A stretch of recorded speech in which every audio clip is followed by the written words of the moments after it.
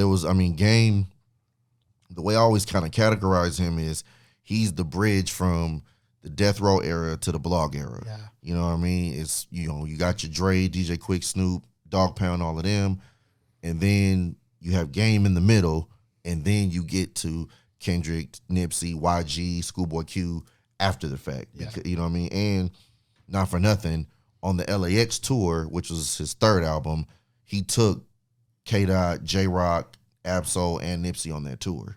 That was their first real exposure performing outside of California. Yeah, and so deeply rooted into the gangster culture. I recall that he actually got in trouble with his gang affiliation for bringing on Nipsey Hussle. Yeah. Do that because Nipsey Hussle's a known Crip. Right.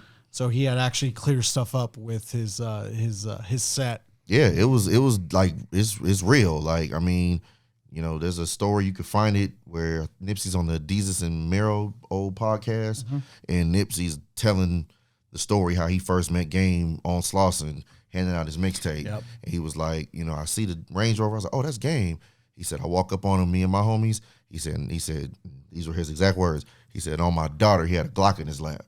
You know what I mean? He knew, and he said that made me respect him, not necessarily on some street shit, but like he knew where he was, and it's like, okay, I see he's kind of what he says he is, and him being in a Crip neighborhood, knowing what it could be, he was ready. You know what I mean?